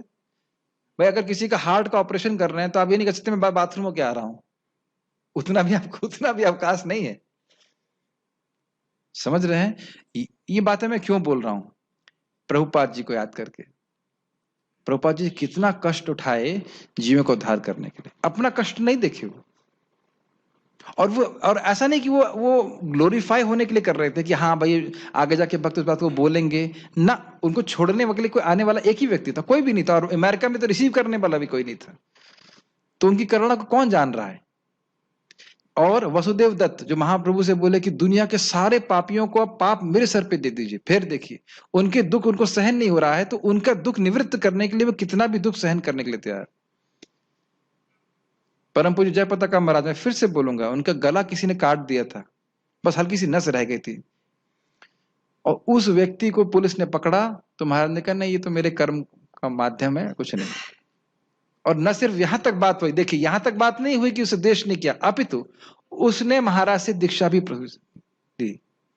ऐसे व्यक्ति को दीक्षा देंगे आप जो गला काट दे आपका? हम लोग हंस रहे हैं, भाई साहब आप हल्का सा उंगली काट दे तो आप बस कहेंगे प्रभु जी या तो ये आश्रम में रहेगा तो मैं रहूंगा सीधे बोल देंगे ना। एक एक भक्त पे विचार कीजिए, तब समझ में आएगा कि गुरु महाराज लोग कितने महान डिवोटी। मैंने सुना हैदराबाद में एक पुलिस वाला बहुत परेशान कर रहा था, तो महाराज गए और उसको प्रणाम किया, कहा कि आपको हमारी रक्षा करनी चाहिए, आप हमें क्यों बसे हमारा उत्पीड़न क्यों कर रहे हैं? तो वो व्यक्ति बड़ा प्रभावित हुआ और फिर वो बहुत प्रभावित हुआ और उसके बाद वो व्यक्ति परिवर्तित हो गया। भक्तों की अद्भुत नम्रता होती। ओके, तो ये हम करुणा की बात कर रहे हैं। जिस करुणा ना भक्त को बाध्य, मैं एक शब्द यूज कर रहा हूं, बाध्य सा कर देती है कि वह लोगों पे कल्याण के बारे में सोचे बिना रह नहीं सकता। एक सेंस। एक और चीज बोलना चाहता हूं, महाप्रभु भी भक्त के रूप में आए और कह रहे हैं कि ये मुसलमान लोग गाय काट रहे हैं, कैसा क्या होगा इनका, कैसे उद्धार होगा? फिर उसके बाद आया कि भाई पेड़ों का उद्धार कैसे होगा, जानवरों का उद्धार कैसे होगा? तो इस प्रकार से करुणा महाप्रभु की सब जगह फैल रही। ठीक है, बहुत कुछ इस पे तो बोला जा सकता है, बहुत अच्छे अच्छे गुण है, मैं बहुत अच्छे अच्छे गुण हैं, लेकिन फिर भी किसी को दुख भोगना ना पड़े। एक और एक चॉइस बोल देता हूँ, जैसे हमारे यहाँ प्रसाद बन रहा है, तो अब हमारे भक्त लोग हमारे वर्कर्स के लिए अच्छा प्रसाद बना रहे हैं, तो उन्हें क्यों दुख भोगना पड़े? अरे भाई हम ब्रह्मचारी लोग तो अच्छा खाएंगे, वो वर्कर है उनको ऐसे ही बस समर मसाला मिला करके पानी में दे दो, खिला दो ना, सभी को सुखी हो। सब मैं बोल रहा हूं कि एक मानसिकता ये हो सकती है कि भाई ब्रह्मचारी लोग तो खाएं, डिवोटी लोग खाएं, और जो कोट एंड कोट डिवोटी नहीं है और पैसा लेके मंदिर में कार्य कर रहे हैं, ऐसे बस खा घोल घाल के दे दो, कुछ भी हल्दी पानी मिला के घोल दो, एक एक गिलास में एक दाना दाल का आ जाए, बस ठीक है ना। ये बात स्वयं चक्रवर्ती पाद जी समझाते हैं जब भगवान कपिल देव बोलते हैं कैसे तुम मुझे संतुष्ट कर सकते हो, ये समझो कि by giving gifts of charity, खाना और गिफ्ट देकर के सभी जीवों को संतुष्ट करने का प्रयास करो, तब तुम मुझे पूरी तरह संतुष्ट करोगे। मेरे पूजा कर रहे हो मेरी, ठीक है, अर्चयित हरे, लेकिन अगर अन्य जीवों में भगवान को नहीं देख रहे हो, उनका सम्मान नहीं कर रहे हो, तो तुम मुझे संतुष्ट नहीं कर सकते हो। जैसे राख में आहुति देने से कुछ प्राप्त नहीं होता, डांट रहे हैं भगवान। ठीक है, इसका मतलब ये नहीं कि वो ना करे, भगवान की पूजा करेगा, धीरे धीरे शुद्ध होगा तो देखेगा जैसे भगवान विग्रहों में है वैसे ही भगवान सबके हृदय में भी है। और हम जल्दी सीख सकते हैं अगर फिलॉसफी सुन करके उसको बार बार सुने और अभ्यास करें कि सभी लोग सम्माननीय हैं। कदाचित आप अगर किसी पे गुस्सा हो जाएं तो जरूर क्षमा मान लीजिए, गुस्सा होने का अधिकार हमको नहीं है। मान लीजिए हो जाए, हो ही जाते हैं, तो आप क्षमा मांग लीजिए, भाई देखिए मैं इस कारण से गुस्सा हो गया, भाई क्षमा कर दीजिए, और मुस्कुरा करके मित्रता कर लीजिए। मैं तो कई बार मैं मैनेजमेंट पोजीशन पे हूं तो कई बार डांट देता हूं, अगले दिन फिर बोल देता भाई क्षमा कर देना, गुस्सा हो गए। गुस्सा होने का अधिकार हमको नहीं, करेक्शन देने का अधिकार है। समझ रहे हैं कि आप ऐसा मत करो, ये गलत है, लेकिन चिल्लाने का, चीखने का अधिकार नहीं है, स्पेशली डिवोटीज को। श्रील भक्ति सिंह ठाकुर, अभी तक कोई लेके नहीं आया, श्रील भक्ति सिंह ठाकुर जी कहते थे कि मेरे संग एक सबसे बड़ी तपस्या ये है कि मुझे भक्तों को शिक्षा देनी पड़ती है, करेक्शन देना पड़ता है। जो हरि नाम कर रहा है, भक्ति कर रहा है, उसको करेक्शन देना पड़ रहा है। अब आप लोग कहेंगे अच्छा प्रभु जी अब समझ गया मैं, अब अगली बार जब आप बोलेंगे कि सुबह मंगल आरती के लिए उठो तो मैं यही बोलूंगा, प्रभु जी जानते नहीं मैं हरे कृष्णा कर रहा हूँ, क्या शिक्षा दे रहे हो मेरे को। यह भी हमको नहीं देना है। हमें जब शिक्षा दी जा रही है, सही बात बता रही है, तो स्वीकार करना चाहिए। निर्ममः, वह देहादि के प्रति ममता से शून्य होता है, क्योंकि वह यह जानता है कि यह सब प्रकृति के विकार हैं और ये सब उसके नहीं है। ये समझ में आई बात? समझ में आ गया ना? हाँ, समझ क्लियरली समझ में आ गया सब कुछ। ये फोन मेरा है, ये लैपटॉप मेरा है, मेरा ये है, मेरा मेरा होगा तो झगड़ा करेंगे। आपके केयर में है, इसीलिए आप जानते हैं ना, लिखा रहता है आईसीओ। आईसीओ का मतलब समझते हैं, इन केयर ऑफ, तो वी टेक केयर, बट इसका मतलब ये नहीं कि वस्तुएं मेरी हैं। ये याद रखना चाहिए कि वस्तुएं कभी भी चली जाएंगी। कभी मेडिटेशन कर सकते हैं कि आज मैं मर जाऊं, अरे ये जो लैपटॉप है, ये है, सब यहीं छूट जाएगा। तो इसके द्वारा हम ममता से मुक्त होते हैं। क्या पता नहीं, उसे तो लिफ्ट बुला देता हूँ, ठीक नहीं, वो कोरोना तो है, लेकिन नहीं, कोरोना की बात छोड़ दीजिए आप, अन्यथा भी, सामान्यतः भी कोई व्यक्ति मरे, मान लो हार्ट अटैक से मर जाए या कैसे भी, जैसे मैंने देखा कि अभी कुछ वो हुआ था, कुछ भक्तों का अकस्मात आश्रम छोड़ करके अपने देश जाना पड़ गया, तो एकदम से उनकी वही वो सारी वस्तुएं बस वहीं छूट जाती हैं हमेशा के लिए, और फिर उसको लोग बीन लेते हैं जिन वस्तुओं के हम प्रति बहुत आसक्त थे। इस nice meditation which you can think, और इसके द्वारा ये निर्ममता का गुण हमारे हृदय में आता है। जो भी वस्तुएं भगवान की हैं, जब तक मेरे पास है, भगवान की सेवा में हम नियोजित करेंगे, दैट इज द पॉइंट। और ममता किससे होनी चाहिए? भगवान से। भगवान मेरे हैं, वह तो कोई छीन के नहीं लेके जाएगा। क्यों साधु शरण प्रभु, भगवान आपके हैं कि नहीं? और आप भगवान के हैं, ये ममता को हमें कल्टीवेट करना है बस। निरहंकार, निरहंकार मतलब वह नहीं सोचता कि वह यह कोई भी भौतिक वस्तु वह है, मतलब ना वो सोचता है कि शरीर है, ना वो शरीर संबंधी वस्तु है। और इतना इतना कुछ मुश्किल भी है, कुछ मुश्किल नहीं भी है, ये थोड़ा सा कठिन है। लेकिन एक बात है, ध्यान रखना चाहिए कि भक्त अलग से दिन भर ये नहीं सोचता रहता कि वो शरीर नहीं है। ये ज्ञानियों का मार्ग प्रोसेस है। वो उसका फोकस ये रहता है कि मैं कैसे कृष्ण की सेवा करूं। ये मैंने समझा दिया था काफी अच्छी तरह से। तो इसके द्वारा भगवान की माया अपने आप ही उपरत हो जाती है। उपरत मतलब शांत हो जाती। ये बात समझ में आती है? पूरी तरह हमको अनुभूति ना भी हो कि हम शरीर नहीं हैं, लेकिन लगातार शरीर मन वचन से कृष्ण की सेवा में लगे रहेंगे तो वी आर एक्टिंग एज आत्मा, आत्मा की तरह कार्य कर रहे हैं, और फिर वह आत्मा का गुण प्रकट होने लग जाएगा। Make sense? ठीक। ये जो नहीं समझ पा रहे हैं वो इसलिए है कि हम शरीर की तरह कार्य करते हैं।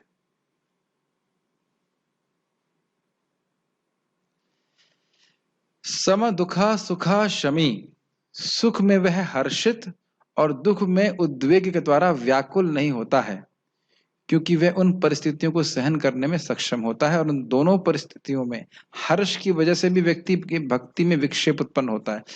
अरे इतना बढ़िया प्रसाद, प्रसाद तो चली भक्ति है, बहुत अच्छा कुछ बिजनेस चल गया, यस, ये होता है हर्ष। हर्ष समझते ना, यस, ये सब भावना करते हैं ना लोग, ऐसे करते हैं ऐसे करते हैं।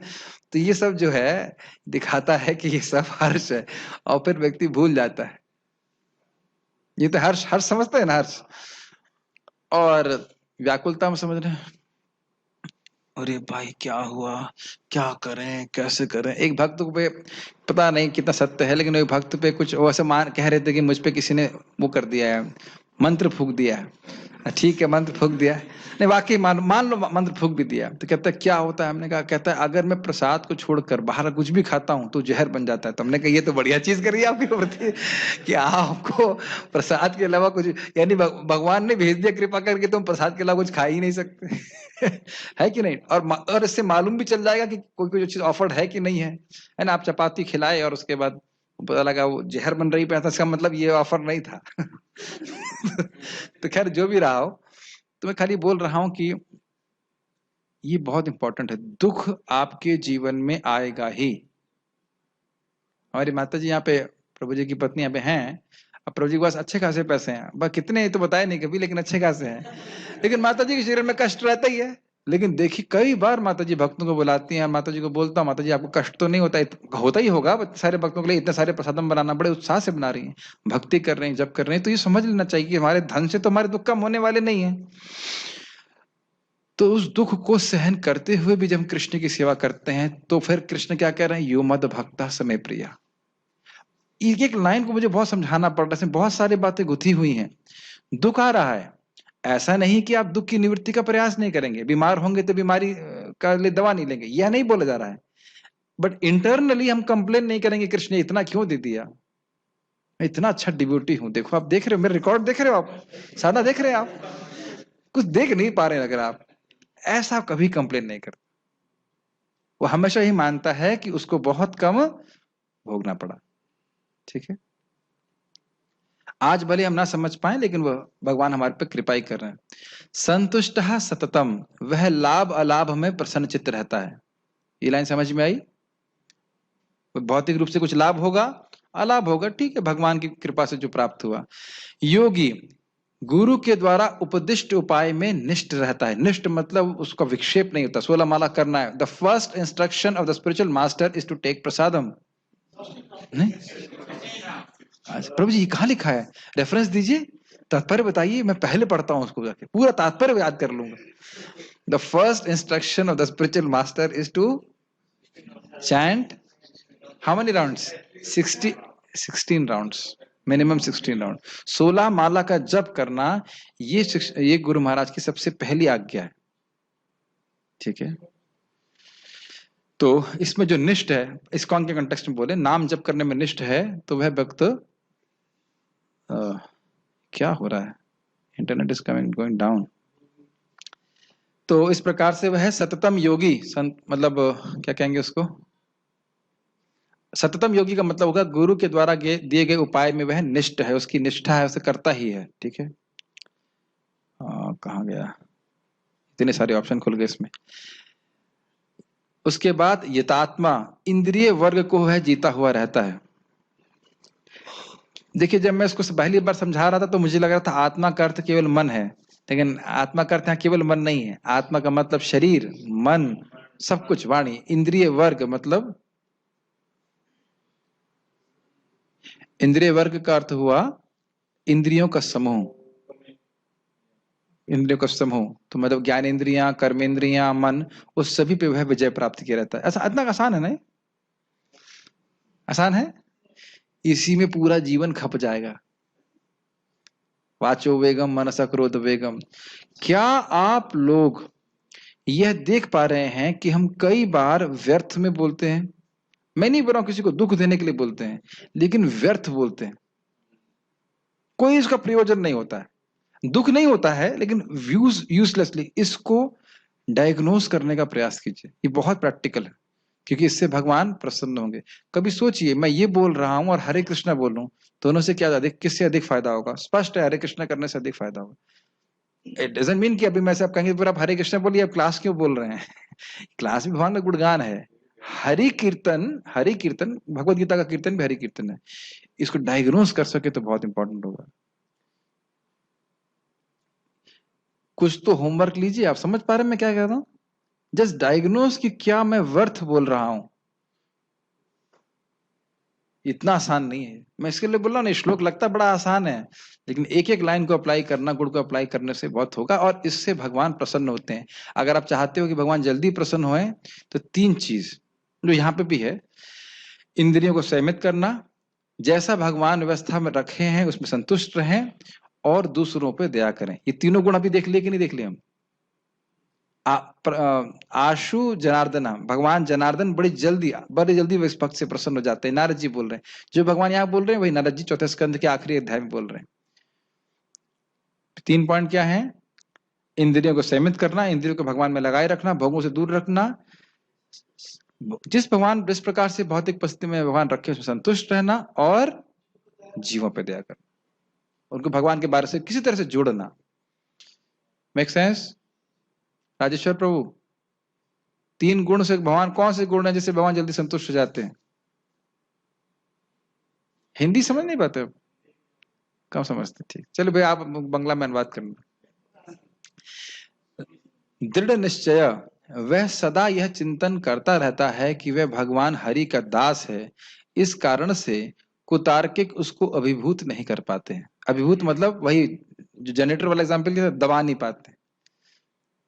कोई कहे क्या है, कृष्ण की सेवा करके तुम्हें क्या प्राप्त होगा, इस जगत में महान बन जाओ, लेकिन हम जानते हैं इस जगत में हम क्या बन सकते हैं, कौन से महान बन सकते हैं? महान मूर्ख, क्योंकि सब कुछ छूट लिया जाएगा, सब कुछ छोड़ के चले चले जाएंगे। ऑल्दो अगर कोई महान बनना चाहता है तो उसमें कोई ऑब्जेक्शन नहीं है, लेकिन विल रियलाइज कि the purpose human life is to get unlimited happiness, nothing less. मानव जीवन का उद्देश्य है असीमित सुख, नथिंग लेस, उससे कम में कॉम्प्रोमाइज नहीं करना। स्वर्ग भी नहीं, स्वर्ग भी नहीं। स्वर्ग में यहाँ के प्राइम मिनिस्टर की भी चर्चा नहीं होती है, नीचे वालों को तो छोड़ दीजिए आप। मैं कोई कटाक्ष नहीं कर रहा हूं, सत्य बोल रहा हूं। होती है कभी चर्चा, लेकिन महान राजा हुआ, कोई भक्त हुआ, तो उसकी चर्चा जरूर होती है। भक्त हुआ तो बिल्कुल चर्चा होती। यहां तक वर्णन है कि जब भक्त लोग हाथ ऊपर करके कीर्तन करते हैं तो ऊपर के लोग शुद्ध हो जाते।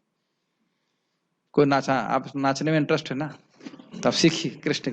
ये सत्य बात मैं आपको बताने वाला था। बात ऊपर हाथ करके जो वैष्णव नाचते हैं, कूदते हैं ऊपर, तो ऊपर के लोग पवित्र, नीचे गिरते हैं, नीचे गिरते हैं, पांव जमीन को स्पर्श करता है तो नीचे के लोग पवित्र हो जाते हैं, और नृत्य करते हैं तो वसुंधरा पवित्र हो जाती है उनके चरणों के रज से। इतना और वो भक्त कितना शुद्ध हो जाएगा।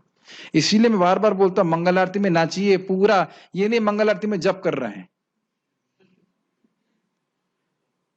अब कोई भक्त करता है तो मैं समझ रहा मैं क्या बोल रहा हूं। कोई भी देखिए, प्रेम से बोल रहा हूं, जो भक्ति कर रहे हो उसको अभिनिवेश के संग करें। अभी आप मान लीजिए सब लोग मूढ़ी खा रहे होते, मूढ़ी समझते हैं ना, टाइम पास, मूढ़ी खा रहे हैं, मूंगफली।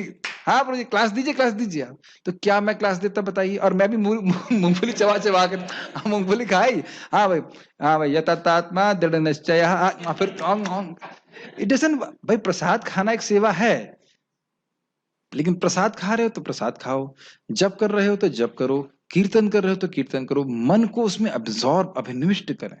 एक मन केवल एक ही बार में एक जगह लग सकता है। देखो मैं तो इस क्लास में उपदेश दे सकता हूँ, बता सकता हूँ, पकड़ के नहीं बोला कि आज तुम क्यों जप कर रहा है, तू क्यों जप कर रहा है, ये सब अब मैं नहीं करूंगा। मुझे याद है एक बार एक भक्त के संग बहुत गड़बड़ हो गया था, उसको किसी ने मार दिया था बहुत कस के, तो मेरा मन बहुत दुखी था। तो उस दिन मुझे लग रहा था इतनी दुखी मन से आज मेरे जप होगा नहीं।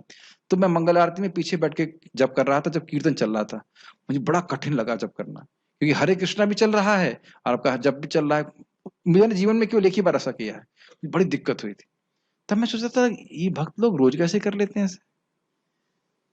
एक दिन मुझे देख क्या कारण है, बैकग्राउंड जब हरे कृष्ण हरे कृष्ण कृष्ण कृष्ण हरे हरे हरे राम राम राम राम हरे हरे कृष्ण हरे कृष्ण हरे कृष्ण। न कीर्तन का भाव आ रहा है न जप का भाव आ रहा है। जप में आपको एक टेस्ट अनुभव होगा अगर आप अटेंटिवली करते हैं, एक दिव्य टेस्ट। 16 माला में एक आध दो माला तो जरूर होगी, होनी ही चाहिए अगर आप ठीक से कर रहे हैं। ऐसे हो रहा है हरे राम राम राम राम राम, तो फिर श्रद्धा नहीं आएगी कुछ करने में। मेरा स्वभाव ऐसा ही है, मैं कठोर बोलता हूँ चीज के लिए, लेकिन करना ऐसा ही, तब आपको अनुभूति प्राप्त होगी। तो किसी भी भक्ति को कर रहे हैं, चाहे भगवान की भक्ति कर रहे हैं, चाहे आप सेवा कर रहे हैं, उसमें एब्जॉर्ब होना बहुत जरूरी। Does it make sense? है ना? भौतिकता में भी लोग इस प्रकार बात को करते हैं। तो एक साथ में बहुत सारे कार्य करना ही उचित नहीं होता है। क्या हम बात ही कर रहे थे कि भगवान हरि का दास है, उसके हृदय में बात अनुभूत है, उसको रियलाइज है बात। तो कोई भी कुतार्किक बोले कि कृष्ण भगवान नहीं है, कृष्ण तो ऐसा किया ना, कृष्ण भगवान है, श्री हरि भगवान है, भगवान विष्णु भगवान है, उसमें वो कन्विंस रहता है। इसलिए कह रहे हैं दृढ़ निश्चय। क्या निश्चय है? मैं आमी कृष्ण दास, कर ले विश्वास, तो और कोई दुख नहीं। मैं कृष्ण का दास हूं, कृष्ण का सेवक हूं, और मेरा एकमात्र कर्तव्य है कृष्ण की सेवा करना। कृष्ण मतलब कृष्ण के भक्त भी। इस निश्चय से वह कभी हटते नहीं, चाहे कुछ भी हो जाए। और दृढ़ निश्चय का मतलब है कि दृढ़ता को, आप एक जगह स्थिर हैं तो उससे हटाने के लिए कुछ ना कुछ वस्तुएं आएंगी, फिर भी आप नहीं हटते। जैसे समुद्र के किनारे एक बांध बनाया जाता है, होता है कि नहीं? तो बांध दृढ़ रहता है कि नहीं? तो आप कहेंगे बांध बड़ा मजबूत है, तो मजबूत कहने का अर्थ है कि समुद्र की बहुत सारी लहरें आ रही हैं लेकिन बांध अपनी जगह पे है, यही अर्थ है ना? कुछ भी उधर उधर पानी होता ही नहीं तो दृढ़ता का क्या मतलब होता? तो भगवान कह रहे हैं, जो अब देखिए कौन कह रहा है श्लोक को, कौन कह रहा है? भगवान। तो जो भक्त कठिनाई आने के बाद भी दृढ़ निश्चय रहा, तो भगवान कह रहे हैं ये भक्त मुझे प्रिय है। इस पे तो हाँ, स्थित प्रज्ञ भी कह सकते हैं।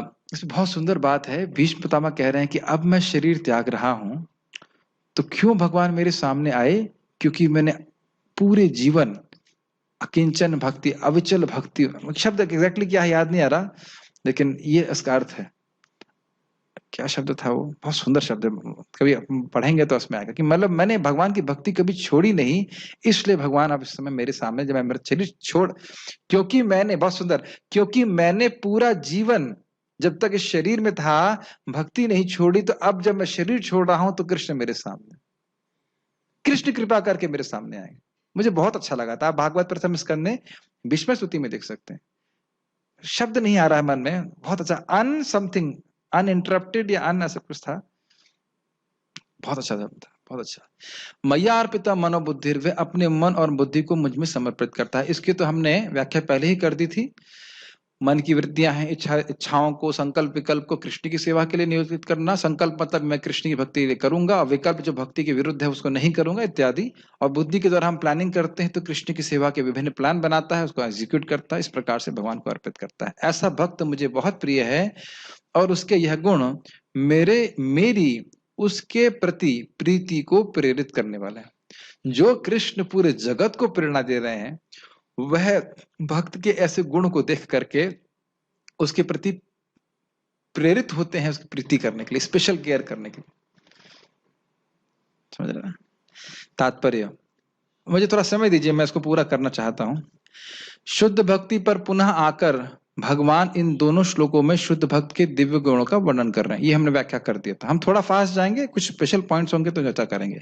शुद्ध भक्त किसी भी परिस्थिति में विचलित नहीं होता, न ही वह किसी के प्रति ईर्ष्यालु होता है। ये तो स्पष्ट है। ईर्ष्या का अर्थ है उसको इंद्रिय भोग प्राप्त हो रहे हैं तो उससे कोई भक्त को फर्क नहीं पड़ता, वह उसके लिए वो निकृष्ट, वो पहले ही छोड़ चुका है उसको। वह न वह अपने शत्रु का शत्रु बनता है, समझ गए? वह तो सोचता है वह व्यक्ति मेरे विगत दुष्कर्मों के कारण मेरा शत्रु बना हुआ है, अतएव विरोध करने की अपेक्षा कष्ट सहना अच्छा है।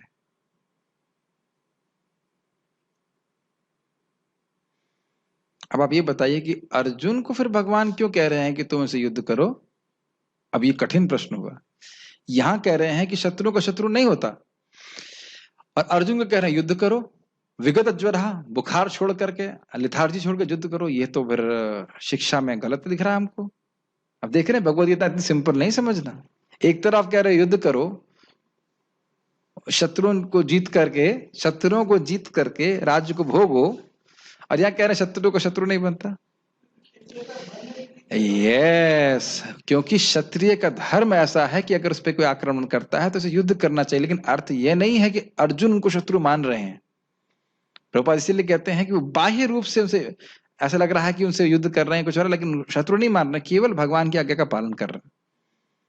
तो मैंने इसीलिए बोला व्यवहार में हो सकता है, लेकिन इसका अर्थ नहीं है कि वह, और बहुत जगह तो भक्त लोग छोड़ भी देते हैं, नहीं कुछ लड़ाई भी झगड़ा नहीं करते, मोस्टली तो झगड़ा करने में रुचि नहीं। क्यों?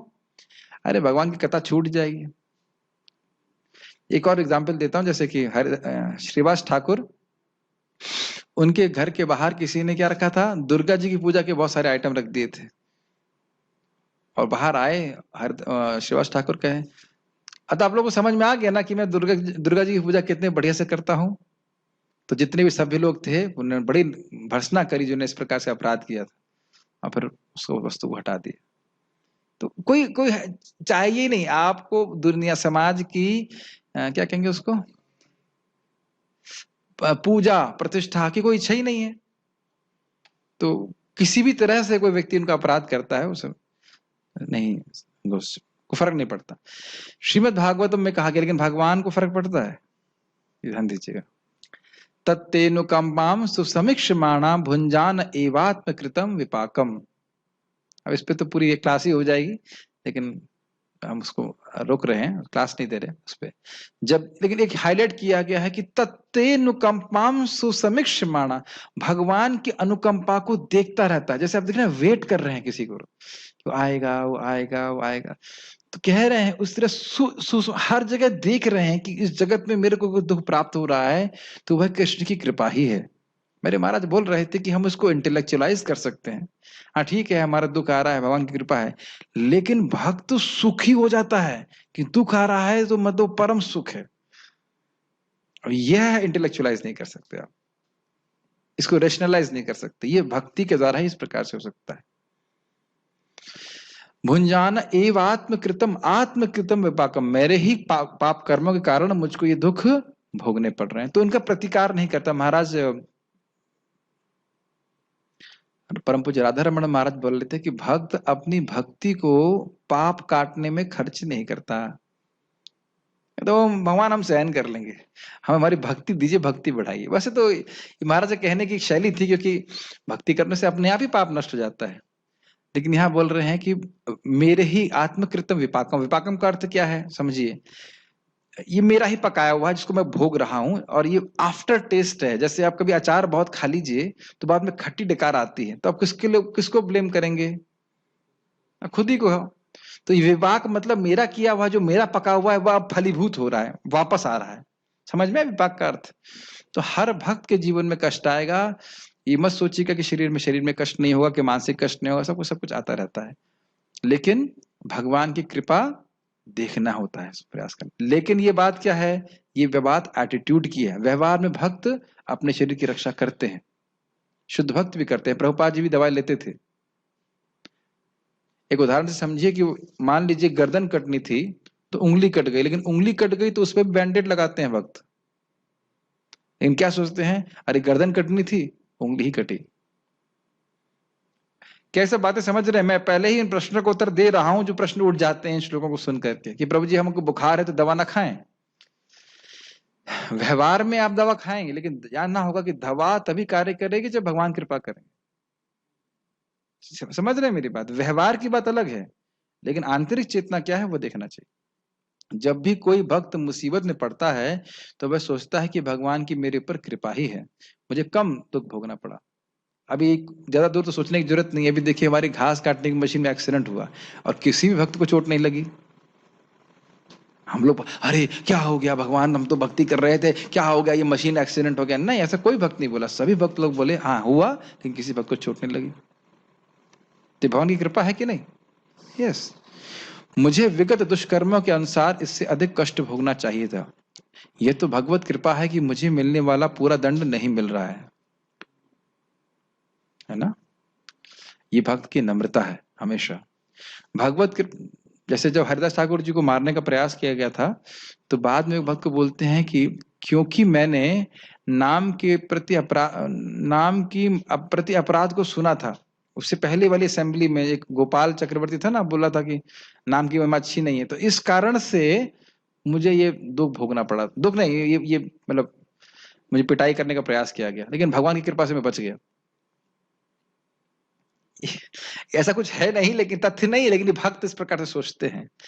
अतएव अनेक कष्टपूर्ण परिस्थितियों में भी वह सदैव शांत तथा धीर बना रहता है। एक छोटा सा बात, जयदेव गोस्वामी के हाथ और पैर काट के एक व्यक्ति ने कुएं में डाल दिया, ये तो अल्टीमेट है भाई, समझ नहीं आता। और उन्हें कोई दिक्कत नहीं, अंदर वो गा रहे हैं गीत गोविंद चल रहा है।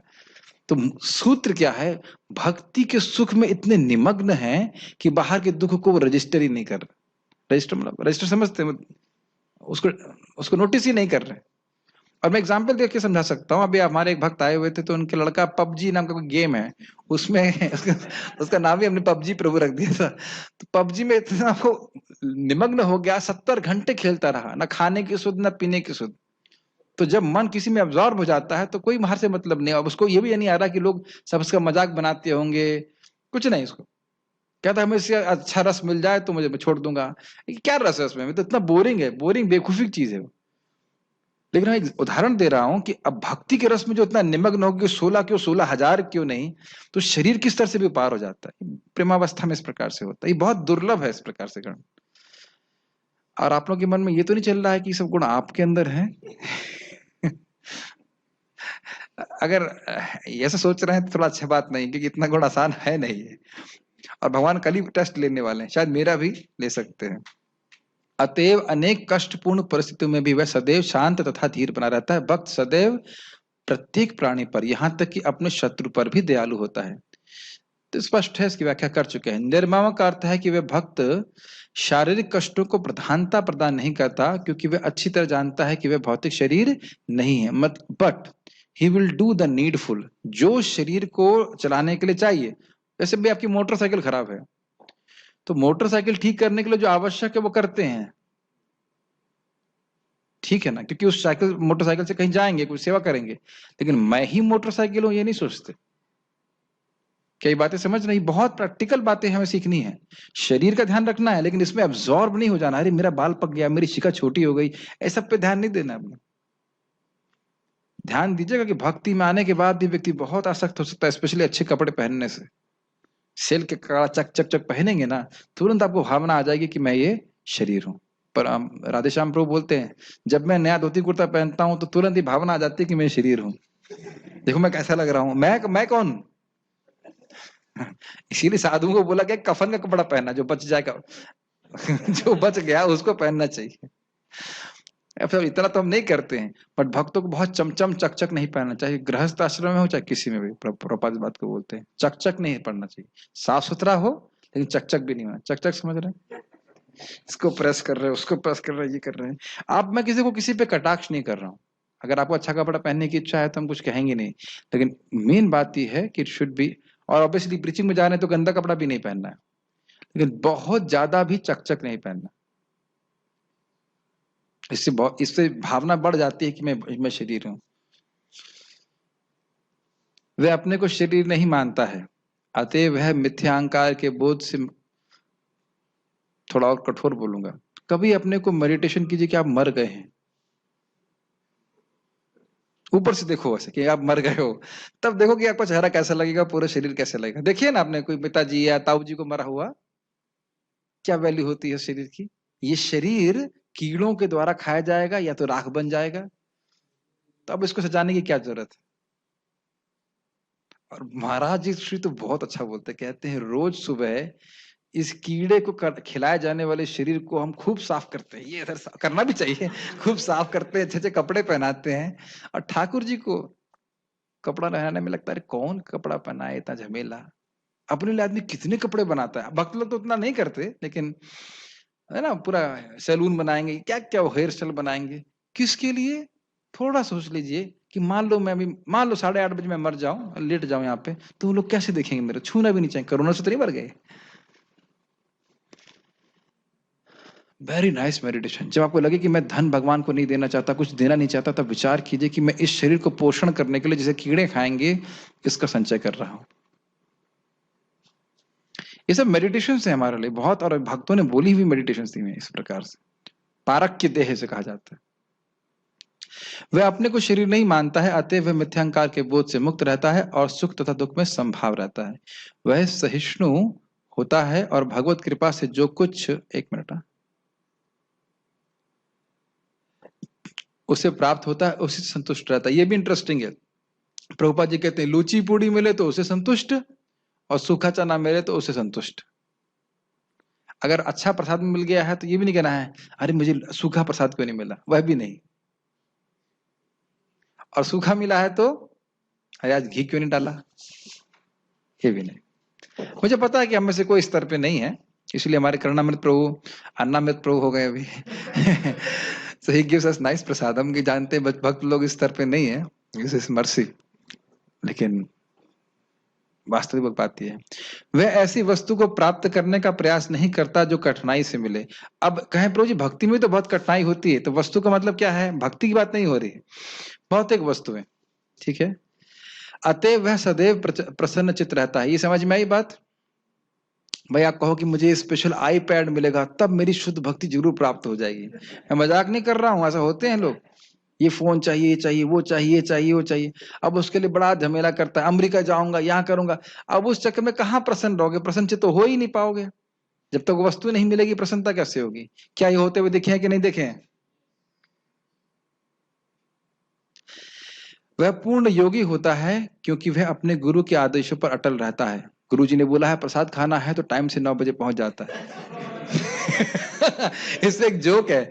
गुरु जी ने बोला अरे बेटा मंगल आरती आए, नहीं गुरु जी वहां तो नहीं आ पाए। अच्छा उसके बाद बेटा वो जप कर लिया, नहीं गुरु जी अभी संख्या तो पूरी नहीं हुई, कुछ और सेवा दिया तभी जप पूरा नहीं हुआ।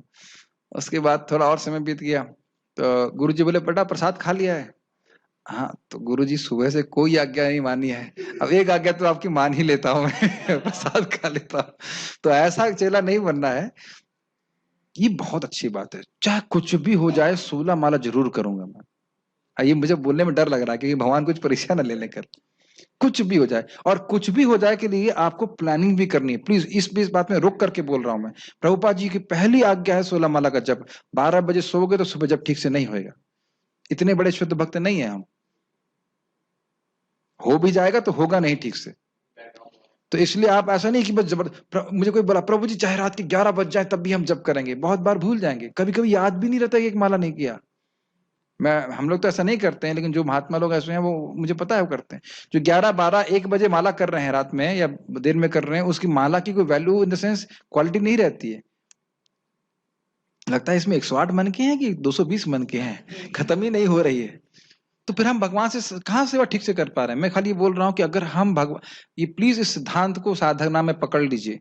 अगर आप कोई कार्य नियमित रूप से करना चाहते हैं, बहुत कान खोल के, बाकी सब भूल गए तो ये बात ध्यान रखना, तो आप उसको अपने सुबह के शेड्यूल में डालिए, अन्यथा वो कार्य करना बड़ा कठिन होगा।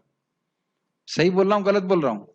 आप खाली इतना कर लीजिए कि मैं 5 श्लोक गीता के रोज पढ़ूंगा और दिन के लिए डाल दीजिए। आप, मैं गारंटी बोल सकता हूँ कि नहीं कर पाएंगे, वो गीता खुल नहीं पाएगी। अनुभव कर रहे हैं बात को? नहीं तो प्रयास करें। अगर आप 16 माला कर रहे हैं, कर ही रहे हैं भक्त लोग, तो उसे सुबह ही कर लें।